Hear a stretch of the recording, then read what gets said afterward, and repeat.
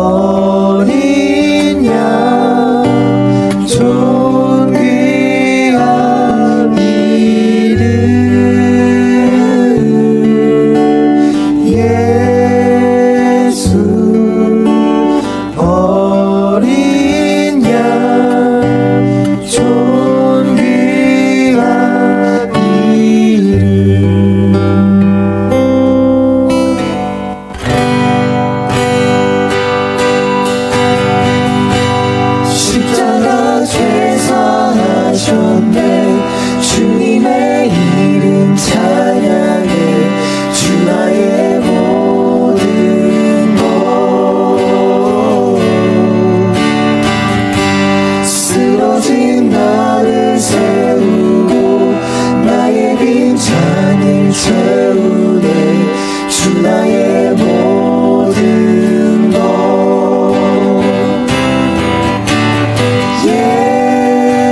예수 어린 양 존귀한 이름 예수 어린 양 존귀한 이름 예수 어린 양 존귀한 이름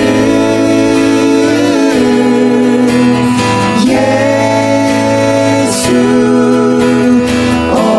어린 양 존귀한 이름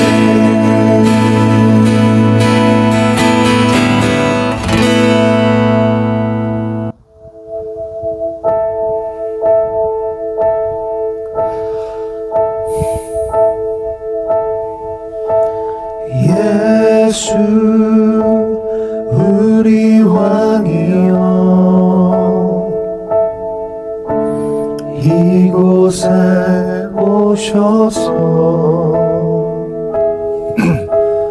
보좌로 주여 임하사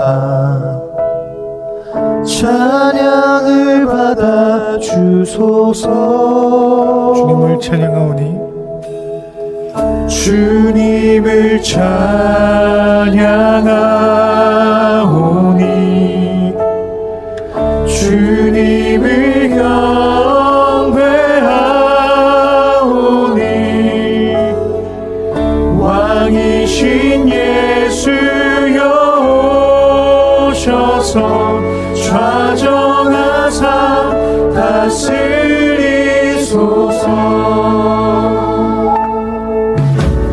예수 우리 왕이여 이곳에 오소서 이곳에 오소서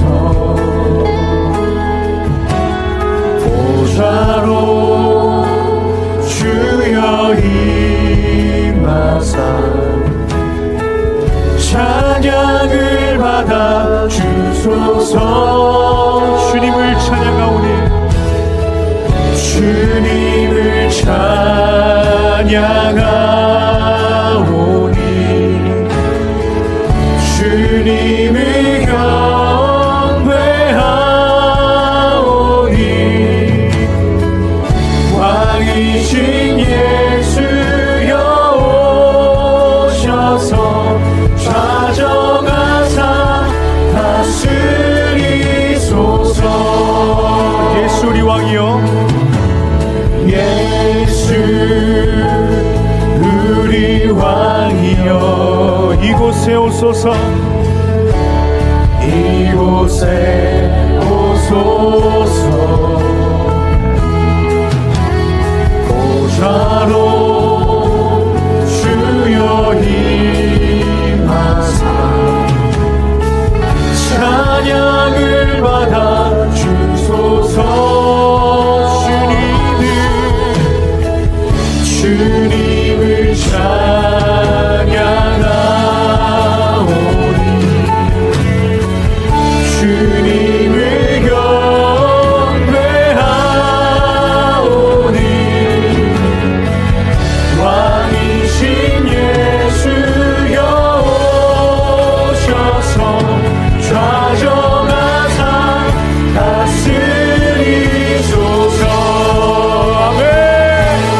우리 다같이 예배를 위해 기도하겠습니다. 하나님 아버지 이 시간 함께하여 주시옵소서.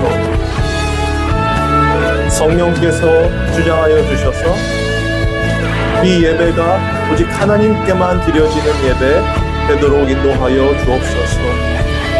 하나님의 말씀만이 선포되고 그 말씀을 통하여 우리 성도들의 배에서 생수의 강이 흘러넘치는 참된 신앙생활이 이루어질 수 있도록 주관하여 주시옵소서. 모든 걸 주님께 맡기며 나아갑니다.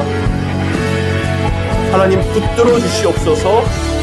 역사하시고 함께하여 주시옵소서.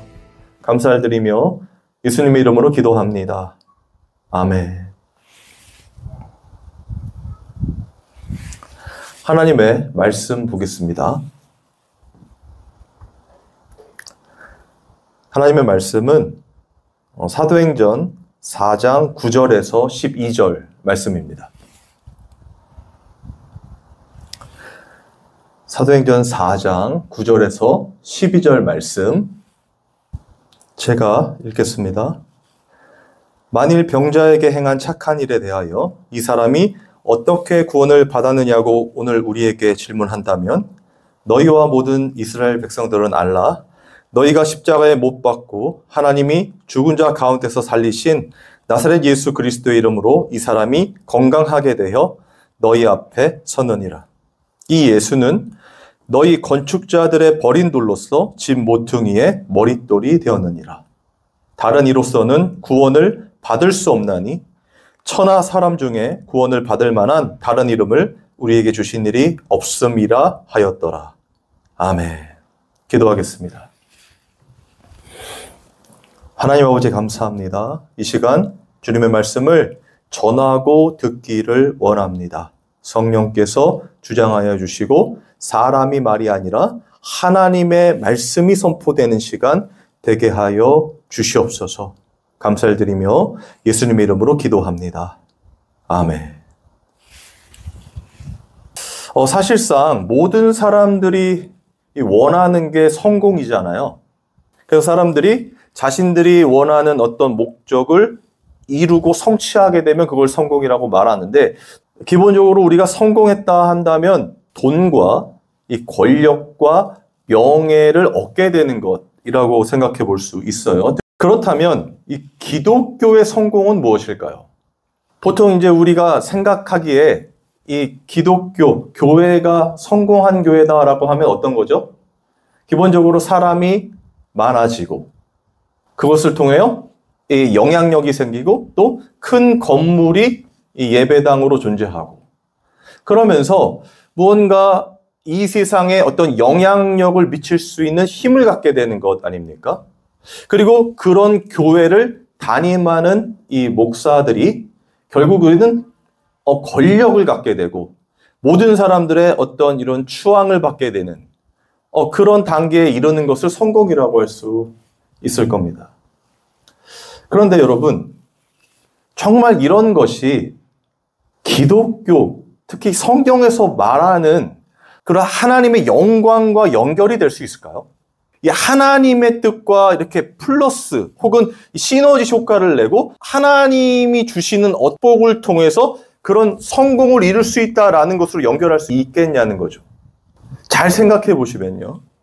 세상에서 원하는, 그러니까 세상 그런 거 떠나서 그냥 모든 사람들이 원하는 성공은 사실상 기독교 안에서는 존재하지 않아야 되는 거죠. 맞습니까?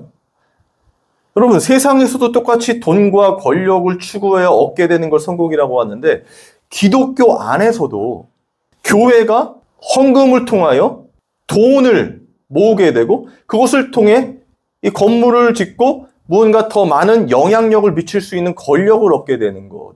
여러분, 그것을 성공이라고 말한다 한다면 결국에는 세상과 이 교회가, 그러니까 사람들이 추구하는 모든 것들은 다 뭐예요? 자신들이 원하는 어떤 목적을 이뤄내는 것, 그리고 세상에 힘을 갖게 되는 것을 성공이라고 볼 수 있단 말이에요. 그런데 기독교는 이와는 정반대죠. 예수 그리스도의 삶 자체가 하나님의 말씀인 율법을 다 지킨 삶이었습니다. 맞습니까? 그리고 그분의 삶을 십자가의 삶이라고 해요. 그러면 이 세상에 태어나셔서 예수님께서 쭉 살아온 인생을 돌이켜 볼 때 예수님께서 이 땅에서 추구하는 어떤 힘을, 또 권력을, 명예를 얻으려고 하신 모습이 있었습니까? 없었습니까? 없었죠. 오히려 예수님은 그런 세상의 것들을 추구하는 사람들이 몰려들었음에도 어떻게 하셨습니까? 피하셨어요. 그래서 이 공관복음에 보면 사람들이 예수님을 왕으로 만들려고 막 했잖아요. 이미 왕이신데 이 세상에 이제 왕으로 만들려고 했단 말입니다. 그러면 많은 사람들이 이렇게 하면 힘이 생기고 돈이 생기고 이 권력이 생길 수 있는 너무나 성공할 수 있는 너무나 좋은 케이스란 말이에요. 기회란 말이에요. 그리고 정말 예수님이 모든 그런 자기의 그 이스라엘 백성들을 구원하고자 하셨다면 그들을 다 믿게 하는데 왕이 되면 왕의 명령 한마디면 다 되는 것 아닙니까? 그리고 왕이 되어서 돈과 권력을 가지고 그 자들에게 그들이 원하는 것들을 다 이루게 해주면, 그들이 원하는 성공을 다 이루게 해주면 그게 전도의 효과가 되잖아요. 그래서 모든 사람들이 다 성공하는 그런 성공의 어떤 종교가 되는 것 아니겠습니까? 그런데 예수님의 삶은 그렇지 않았다는 거예요. 그런데 그 예수님의 삶을 우리는 그리스도인의 삶이라고 말한다는 거죠. 그리고 그걸 십자가의 삶이라고 그런단 말이에요. 결국에는 자신이 어떤 힘을 갖게 되고 권력을 갖게 되고 성공하는 모습이 아니라 실패하고 죽어지고 절망하고 많은 사람들이 단절할 수밖에 없는 그런 너무나 저주받은 모습의 삶이라는 거예요. 뭐가요? 기독교인의 삶, 십자가의 삶, 예수님의 삶이. 그런데 그걸 하나님의 뜻을 완성하신 것이다. 이렇게 표현한단 말이에요, 기독교가. 진짜 성경이 말하는 것은요. 결론적으로 우리가 무엇인가를 해서 성공하는 것은 성경에는 기록되어 있지 않고요. 그런 자들은 다 무너지게 돼 있어요. 오히려 우리가 무너지는데 하나님의 뜻은, 목적은 완성되어 가는 것. 그걸 하나님의 성공이라면 성공이겠죠. 그 개념을 갖다 쓴다면 성공이란 단어도 쓸 수 있는 거겠죠. 그런데 우리에게 다가오는 성공이라는 개념은요, 절대로 하나님의 영광을 돌리는 것과는 반대의 개념이라는 거예요. 하나님의 뜻과는 다르다는 거예요. 오히려 그렇게 바라는 우리의 열망과 욕망은 죄로 발산된다는 것입니다. 왜? 내가 내 삶의 주인으로 살고자 하는 그것이 바로 아담이 선악과를 따먹고 범죄하게 된 죄의 근원이잖아요. 하나님도 끌어다가 내 종으로 만들고자 하는, 내가 원하는 대로 부리고 싶은 마음, 그게 제가 원죄라고 말씀드리지 않았습니까? 거기서 파생될 수밖에 없는 게 이 성공이라는 세상의 개념이라는 거예요. 그런데 그 개념을 교회에서도 추구하고 있단 말입니다. 하나님의 영광이라는 미명 아래. 자꾸 사람들을 모으려고 하고, 그래서 그 사람들을 통해서 걷게 되는 헌금들이, 돈이 모이면 그 돈을 가지고 더 큰 권력을 누리고자, 물론 말은 하나님의 영광이고 많은 사람들을 하나님께로 전도해서 예배자로 만들고 제자 훈련을 하고 이렇게 말하겠지만, 정작 성경에서의 예수님의 모습은 그런 모습이 아니었는데도 그걸 자꾸 강조하면서 이 교회를 유지하기 위해서 더 많은 사람들을 끌어모으려고 하고, 저는 이런 얘기도 들어봤어요. 어떤 유명한 목사님인데, 그 목사님이 자기네 교인들에게 타 교회의 어떤 성도들을 데려오면 그 성도들이 내는 11조의 10%를 보너스로 준다는 거예요. 진짜인지 가짜인지 모르겠습니다. 그런데 공신력 있는 어떤 또 분에게 들었어요, 제가. 아니, 왜 그런 일을 교회에서 합니까? 다단계도 아니고, 그러니까 어쨌든 사람을 많이 모으고 싶은 거예요. 왜 모으려고 합니까? 성공하려고. 그렇죠? 사람들이 모이면 돈이 있을 거고요. 돈이 모이면 자연스럽게 어디로 흐릅니까? 권력으로 흐르게 되는 거예요. 영향력으로. 그리고 이 종교인들이 원하는 건 명예거든요. 존경받고 싶어 하는 거 아니에요. 사람들이 자신을 추종하기를 바라는 거 아니겠습니까? 권력이 생기면 자연스럽게 모든 사람들이 다 그렇게 되기 원하는 모습으로 간단 말이에요. 그래서 그 누군가를 성인으로 만들어버리는 거죠.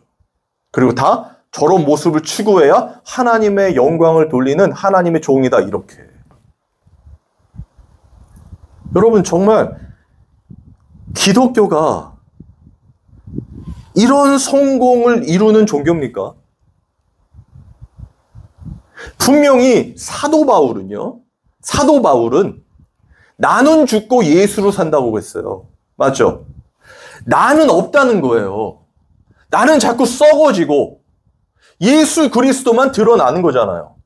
기독교가. 그런데 그 예수 그리스도 본인 자체도 하나님의 아들이신 예수님도 자신이 죽어지는 삶을 살았단 말입니다. 그러면 생각해 보세요. 우리는 예수님이 강력한 파워의 메시아로서 내 이 가난하고 혹은 뭐 질병이 있고 혹은 너무나 이 미천한 내 삶을 그분의 능력으로 타개하고 일어서서 그 하나님이 창조주이시기 때문에 주시는 그 엄청난 능력을 나도 소유해서 나도 마음껏 이 세상에서 성공하는 너무나 이 강성하게 내 나라를 이룩해 가는 그런 왕으로서 서고 싶은 거 아닙니까? 여러분, 그런 일들은 기독교에선 일어나선 안 돼요. 정말 제가 지금 말씀드리는 이것은요, 성경에서 하나님의 뜻이 무엇인가를 그냥 명확하게 한 단어로 이야기해 주는 것 같습니다. 그게 무엇인가 아니면요, 바로 죽음이에요, 죽음. 자아의 죽음, 우리의 죽음. 이 세상의 죽음이 부활을 낳는단 말이에요. 새 생명을 낳는단 말이에요. 예수 그리스도께서 모든 걸 끌어안고 죽으셨잖아요. 그죠? 죽음으로 간단 말입니다. 욕심이 잉태한 즉 죄를 낳고 죄가 장성한 즉 사망을 낳느니라. 죽음, 그 죽음이에요. 근데 그 죽음에서, 없음에서 새로운 피조물이 난단 말이에요. 거듭남이라는 게 이루어진단 말이에요. 성령을 통하여. 그게 예수님이 보여주시는 것입니다. 이 땅이 추구하는 힘과 권력, 그 성공이라는 건 결국에 어떻게 해요? 십자가에 못 박아 죽게 되는 것이다 라는 걸 보여주고, 그런데 그 죽음에서 아무것도 없이 이제는 절망이고 이제는 없음이고 흑암이잖아요. 창세기 1장 2절 아닙니까? 땅이 공허하고 혼돈하며 흑암이 깊음 위에 있고 여호와의 영이 수면 위를 운행하시니라. 그러니까 완전히 죽어있는, 공허하고 흑암이 깊음 위에 있는, 아무것도 있을 수 없는 그냥 나띵의 상태에서 성령께서 부어지고, 그러니까 예수 그리스도의 십자가에 죽으시니까 부활로 임한 게 성령이니까 성령이 덮으셔서 거기서 진짜 생명이 살아나는 거예요. 맞죠? 그런데 그 거듭남에는 누가 주인이십니까? 누가 주체입니까? 예수 그리스도란 말이에요. 죽음에서 부활하셔서 지금도 하나님 우편에서 중보하고 계시는, 살아계시는 우리 예수 그리스도. 그래서 우리의 삶은요, 죽어지는 삶이, 어쩔 수 없이 죽어지는 삶이잖아요. 여러분, 우리가 태어나면 살아가는 겁니까? 죽어지는 겁니까? 죽어지는 거죠. 날마다 쇠퇴해가는 것 아닙니까? 그건 우리의 겉사람뿐만 아니라 우리의 이 죄악도, 자아도 다 죽어가는 거란 말이에요. 그런데 사람들이 성령을 받지 못한 상태에서는 자꾸 내 속에 사람을 살리려고 해요. 나는 죽어가는데 내 이 외관, 내 이 육체는 쇠퇴해가는데 내 속사람은 자꾸 살리려고 한단 말입니다. 더 강성해지려고 한단 말입니다. 어차피 죽을 건데.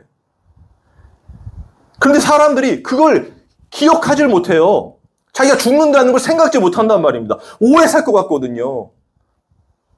그러니까 내가 이 땅에서 좀 더 잘 살고 좀 더 다른 사람보다 우월하게 살고 돈과 권력을 갖고 혹은 명예를 가지려고 몸부림치게 된다는 거죠.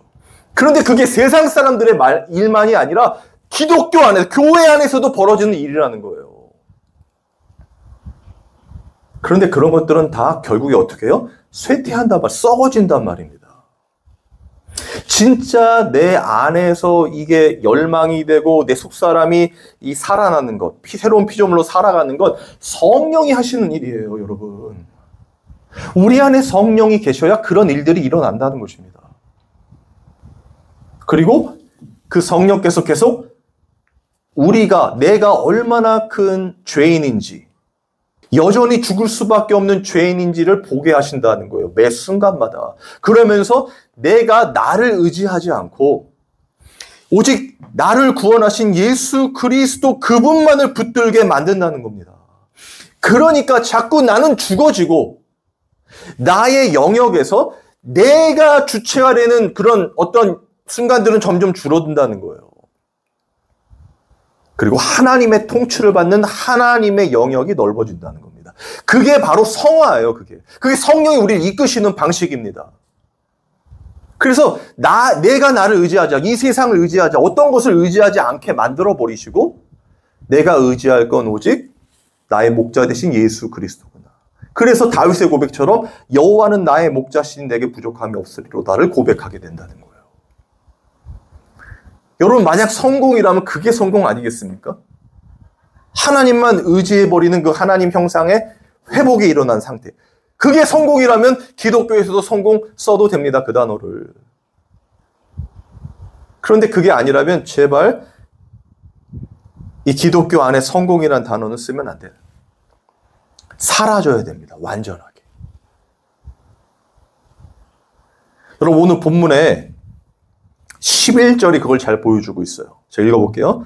이 예수는 너희 건축자들의 버린 돌로서 집 모퉁이의 머릿돌이 되었느니라. 이 베드로가 이제 그 안진뱅이를 고친 다음에 그리고 막 강해 설교라고 할 때 이제 잡혔어요. 대제사장들에게 잡혀가지고 이제 질문을 하니까 답변하는 그런 내용 중에 이 한 부분인데 이렇게 얘기하는 거예요. 너희 건축자들의 버린 돌. 너희는 거기 있던 대제사장들, 그 당시 유대 문화의 집권자들이었죠. 권력자들이었단 말이에요. 그리고 하나님의 이 말씀을 연구하고 그래서 하나님의 축복을 받았다는 자들이에요. 그러니까 성공했다는 자들이에요. 그 자들을 건축자로 표현한 겁니다. 왜 건축자로 표현했을까? 그 자들은 하나님의 뜻대로 하나님께 순종하는 하나님 나라의 삶을 사는 게 아니라 하나님의 영광 이루어가면서 그 안에서 자신들의 나라를, 자신들의 건물을, 자신들의 세상을 건축하는 자들이었기 때문에 그래요. 자신들이 자신들의 인생의 주인이었다는 거, 왕이었다는 거예요. 건축가였다는 거예요. 하나님의 나라를 건축하는 데 있어서 성령께서 이끌어주시라고 순종하고 복종하는 그들의 백성이 아니라 하나님의 백성이 아니라 하나님의 백성인 척하지만 결국에는 자신의 인생을 구축해가는 건축자라는 표현이에요. 그 자들이 버린 돌이래요. 누가? 예수님이요.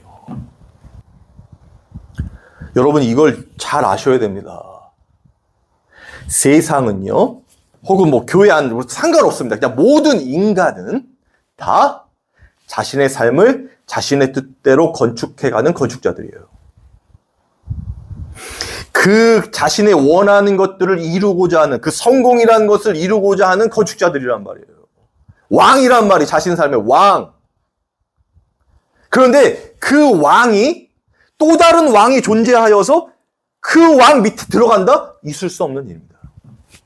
전쟁을 해서라도 혹은 자신이 더 힘과 권력을 가지고 있다면 그 왕은 존재해서는 안 되죠. 자신이 왕이니까 자신의 삶에, 다른 삶이 아니라 자신의 삶의 주인은 자신이니까, 주인공은 자신이니까 또 주인공이 있으면 안 되지 않습니까? 그래서 모든 인간은 다 죽여버린단 말이에요. 혹은 더 힘이 센 무언가가 있다면 그 힘도 끌어다가 내 삶을 더 윤택하게 하고자 하는, 더 잘 짓고자 하는 그런 자들이란 말이에요. 그들의 대표로 대제사장들이 오늘 놓인 거고, 본문에 그것을 건축자들이라고 표현한 겁니다, 성경은. 그런데 그 자들이 어떻게 해요? 예수님을 버렸대요. 하나님을 버렸대요. 이 말이 됩니까? 하나님이 택한 하나님의 백성들인데, 그리고 하나님이 당신의 말씀이 율법을 주셨는데, 그리고 이 자들은 율법을 연구하고 그 율법대로 살려고 몸부림치는 자들인데, 그 율법 자체이신, 말씀 자체이신 예수님을 버렸어요. 버린 돌로 취급했어요. 필요 없다. 어떻게 이럴 수 있습니까? 그러면 하나님의 아들인 예수님을 어떻게 해요? 하나님의 아들로 인정하지 않았다는 거죠. 다른 말로 예수님을 메시아로 알아볼 수 있었다, 없었다? 없었다는 겁니다. 왜? 힘과 권력과 능력과 파워가 있었을 그런 모습을 보였을 때는 메시아라고 생각을 했는데 정작 그 모든 것들이 합력하여서 예수님의 십자가로 향하고 모든 죄를 담당 하나님의 진노와 심판으로 죽게 되는 그 모습이라는 초라한 형태로 진행되어져 가니까 예수 그리스도는 자신들의 삶에 필요해요? 필요하지 않아요? 필요하지 않죠. 오히려 예수님이 말씀하신 것들을 하나하나 곱씹어 보니까 모두 자신들이 하고 있는 모든 것들이 외식하는 것이고 너네들이 진짜 하나님을 섬기는 하나님의 백성이 아니라 너희 자신을 섬기는 자아숭배자들인 것을 폭로하시는 말씀이었단 말이에요. 그런데 그 예수님이 힘이 있었다고 능력이 있었다고 여겨질 때는 말도 못하는 자들이 그게 없어진 것처럼 보이니까 예수님을 십자가에 버린 거죠. 왜? 내 삶에 필요가 없으니까. 못 알아본단 말입니다. 비단 이 당시 바리새인과 사두개인뿐만 아니라 제자들도 알아봤다, 못 알아봤다? 못 알아봤다는 겁니다.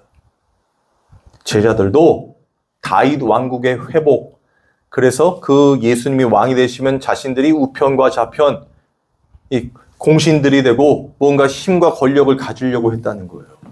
다 뭡니까? 이 단어 안에 다 들어가요. 너희 건축자들.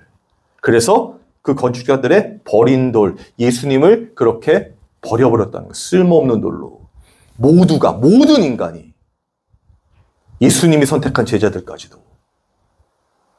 그런데 그 버린 돌이신 예수님이 어떻게 해요? 집 모퉁이의 머릿돌이 되었다고 말하는 겁니다.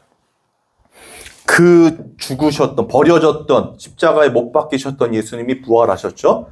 누가 하신 일입니까? 하나님이 하신 일이에요. 그죠? 그리고 그 예수님을 통하여 구원의 첫 열매로서 이제 뭐예요? 하나님의 나라의 기초가 세워진 거란 말입니다. 그리고 그 예수 그리스도를 통하여 성령께서 임하셔서 강림하신 그 성령의 사람들을 통하여 어떻게 해요? 하나님의 나라가 지어져 가게 되는 거죠. 여러분, 그게 현실이고 그게 눈에 보여야 하는 것입니다. 예수님이 그렇게 쓸모없는 돌이 아니라 진짜 생명의 돌이셨구나. 생명의 말씀이셨구나. 저 예수 그리스도를 먹고 마셔야 사는 거구나. 그걸 알게 된다는 거예요. 뭘 통하여? 무엇을 통하여? 성령을 통하여. 성령 받기 전에는 그래서 다 어떻게 해요?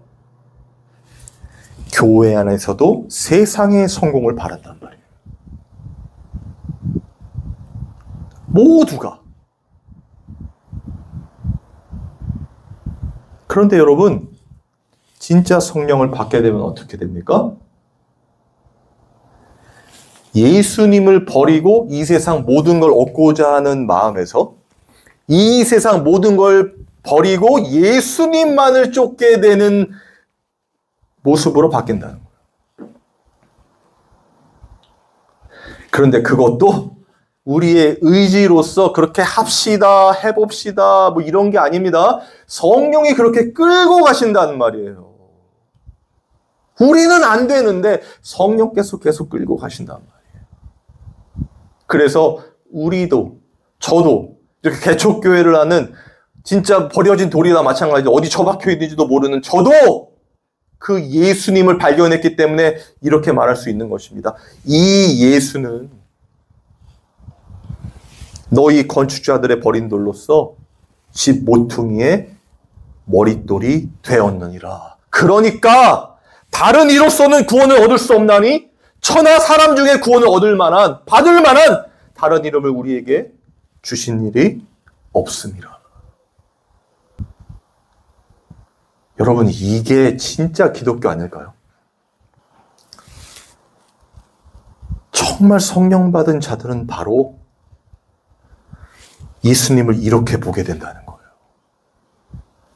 학습이나 배움이 아니라, 양육이 아니라 성령을 통하여 깨닫게 된단 말입니다. 그리고 그 성령이 우리를 인도하시면서 우리의 삶이 그렇게 깨닫는 삶으로 간단 말입니다. 그걸 성경이 영생이라고 말하고 예수님이 말씀하신 것입니다. 요한복음 17장 3절에 영생은 유일하신 참 하나님과 그가 보내신 자 예수 그리스도를 아는 것이니라. 진짜 하나님과 예수님을 알아간다는 거예요. 여러분, 여러분의 삶이 정말 그런 삶을 살고 계십니까? 그래서 어느 순간 나 같은 죄인을 구원해 주신 내가 너무 절절해가지고 진짜 이 고백을 할 수밖에 없는 것. 다른 이로서는 구원을 얻을 수 없나니, 받을 수 없나니 천하 사람 중에 구원을 받을 만한 다른 이름을 우리에게 주신 일이 없습니다.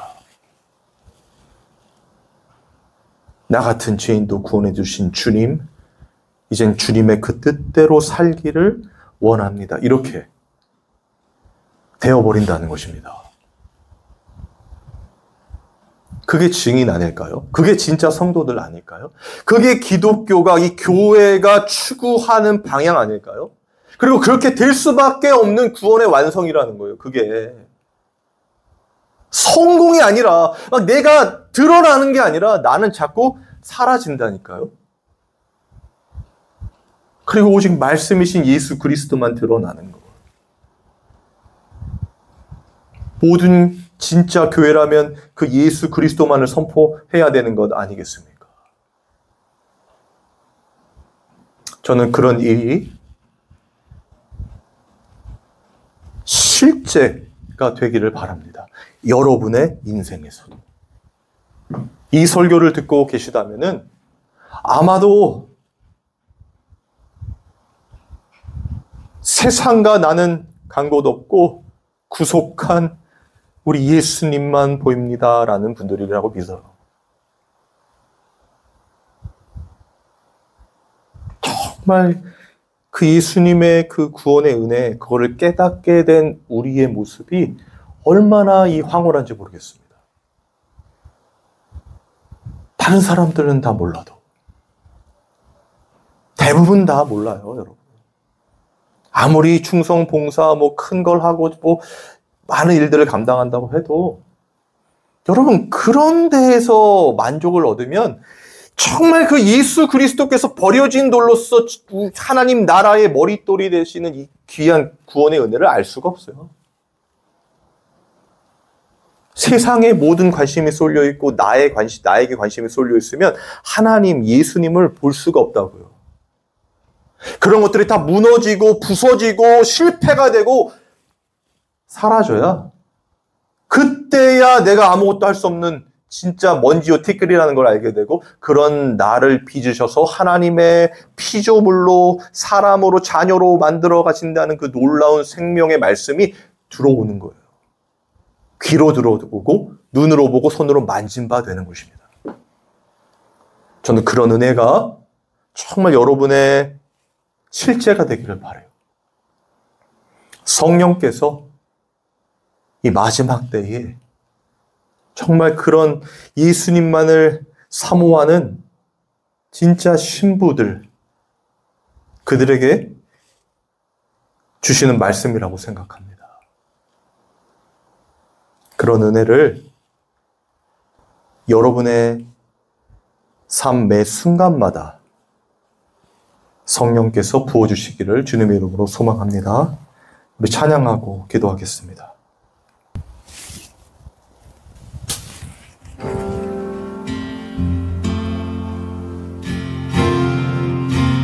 완전하신 나의 주, 그의 길로 날 인도하소서. 행하신 모든 일 주님의 영광 다 경배합니다. 완전하신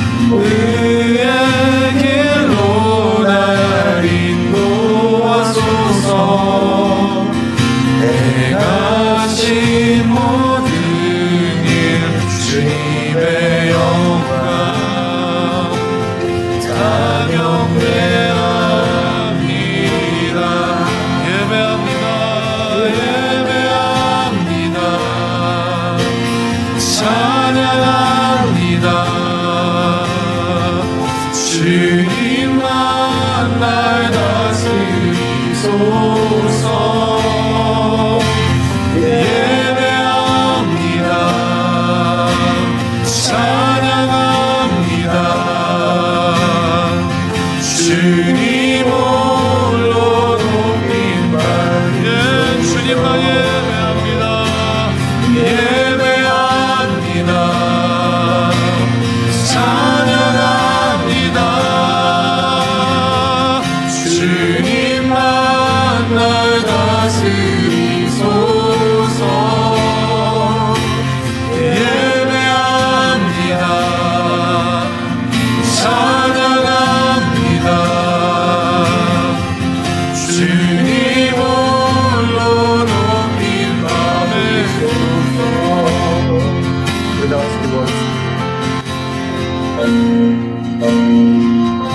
주님, 은혜를 베풀어 주시옵소서.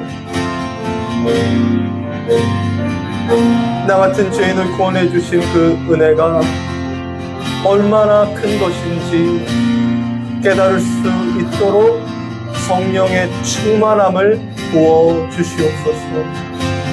늘 부족하고 연약하며 세상 유혹과 미혹에 빠질 수밖에 없는 죄인임에도 불구하고 항상 우리와 함께하여 주셔서 우리를 당신의 거룩한 백성으로 만들어 가시는 이 놀라운 은혜, 그 십자가의 구원의 은혜가 철저히 느껴지는 우리 성도들 다 되도록 매 순간순간마다 오직 주님을 들며 나아가는 우리 성도들 다 되도록 인도하여 주시옵소서.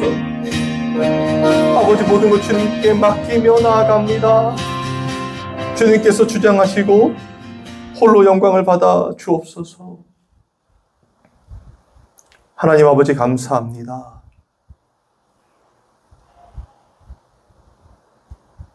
정말 하나님의 이 놀라우신 은혜가 폭포수같이 우리 성도들의 삶에 임하여지기를 원하고, 그 은혜를 붙들고 기쁨으로 하루하루를 주님의 자녀로 살아갈 수 있도록 인도하여 주시옵소서. 하나님 아버지, 이 시간 귀한 예물을 드렸습니다. 유일한 예물 되신 예수님을 깊이 묵상하고 생각하고 또 동행하고 또 주님께서 주시는 놀라우신 은혜 가운데 기쁨으로 하루하루를 살아가는 우리 성도들 다 되도록 인도하여 주시옵소서. 우리 주 예수 그리스도의 은혜와 하나님의 사랑과 성령의 교통하심이 이 예배에 참여한 모든 성도들을 위해 영원토록 함께 있을지어다. 아멘.